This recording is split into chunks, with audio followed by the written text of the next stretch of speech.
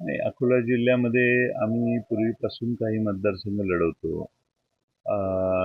2-3 मतदारसंघ या जिल्ह्यातले आहेत की जिथं आमच्या कार्यकर्त्यांची इच्छा आहे निवडणूक लढवण्याची.